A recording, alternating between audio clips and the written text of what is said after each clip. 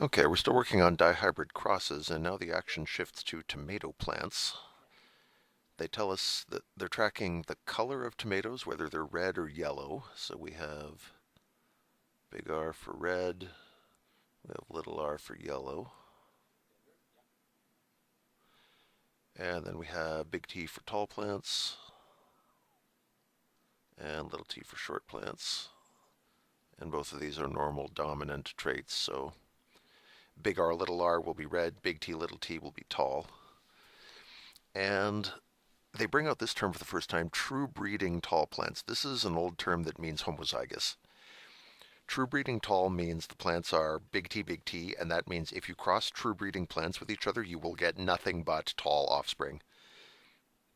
And if they ever said true breeding short, that would mean you have little t.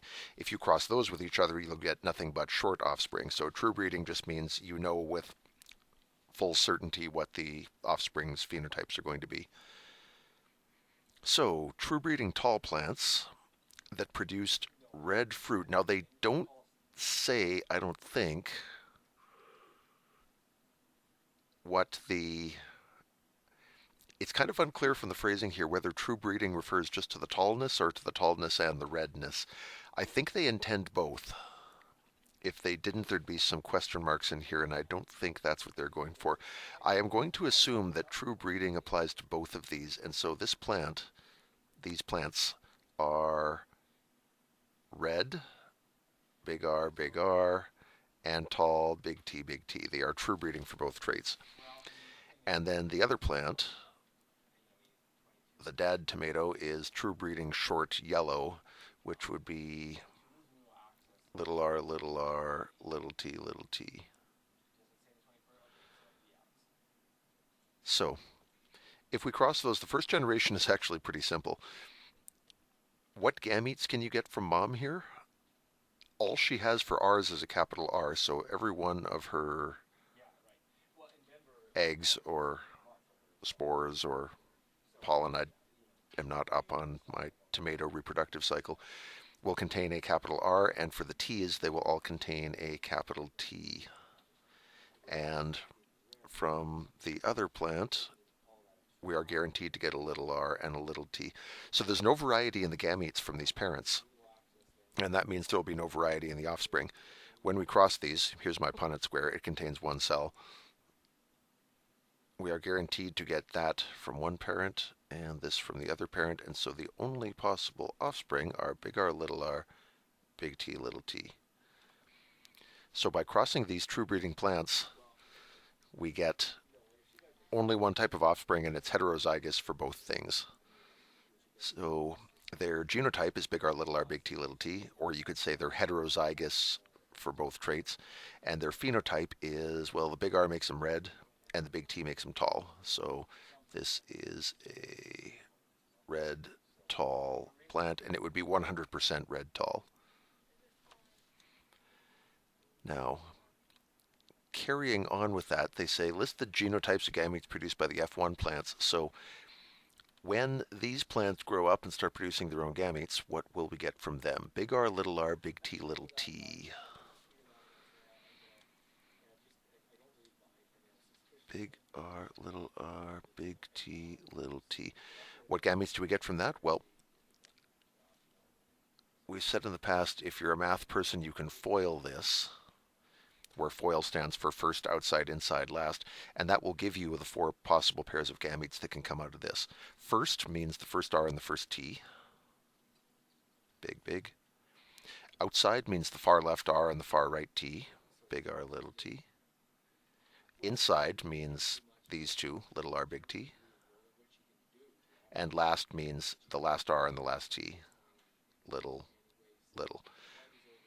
So those are the gametes produced by the F1 plants. We do not normally talk about the genotypes of gametes. This is an odd thing to say. Normally only full beings have genotypes, not sperm cells or eggs. But if we want the alleles contained in the gametes, then there you are. And finally, they say if we cross two of these, so if we have a plant like this crossed with another plant like this, what will we get for our F2 generation? for this, because we have 4 different gametes from the mom and 4 from the dad, we're going to need a 4x4 Punnett square. And it will actually be a square today. We have maximum variety in this one. Now, as I set this up, we know this is the kind of cross that gives us the 9:3:3:1 ratio, typically, as long as the inheritance is normal. So let's watch and see if that happens as we crunch our way through this. So gametes from mom, big R, big T, big R, little t, little r, big T, little r, little t, and the same from the other parent. Da, da, da, da, da. If at this point you skip ahead the video a little bit to avoid having to watch me do all this, I don't blame you. But I'm writing it in real time, so I have to go through all the stuff. Do I feel like typing this? Yeah, I'll type this just so it comes out a little tidier. I don't know if this will be faster, but at least it'll read nicer when I'm done. Big R, little r, big T, and big R, little r, big T, little t.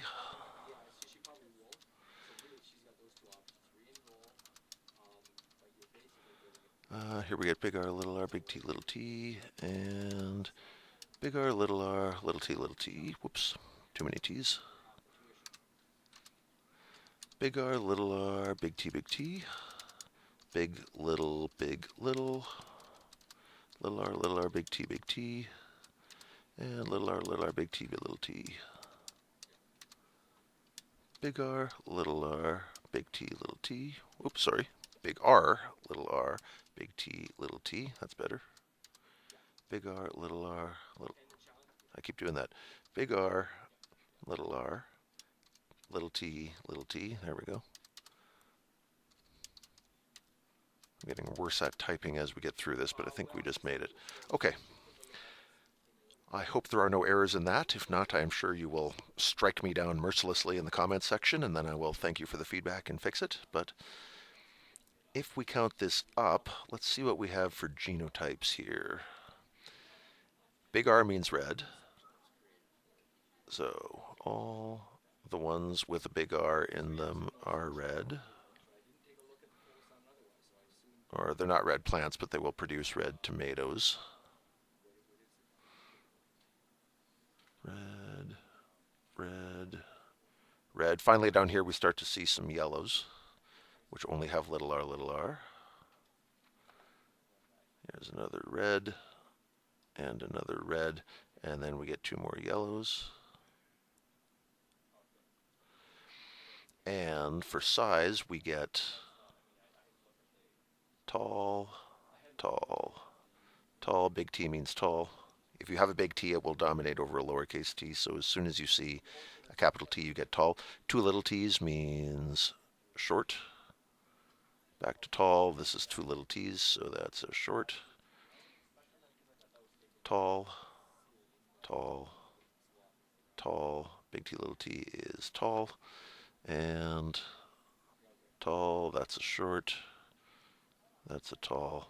And that's a short. All right, so if we count up, red and tall, there's 2, red and tall for 3, red and tall for 4, and 5, not this one, it's short, 6, 7, 8, that's yellow and tall, 9. There are 9 red tall. What else have we got? We'll switch colors. We have red short, and there's another red short, that's 2, and here's another red short, that's 3. We thought 9:3:3:1 might happen, and it certainly seems to be.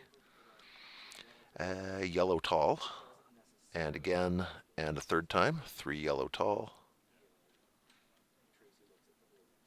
And last one, yellow short. One that's recessive for both traits, yellow and short. So the ratio is 9:3:3:1, or if you want percentages, 9 out of 16, 3 out of 16, 3 out of 16, and 1 out of 16. You can divide those out. 9 out of 16 is like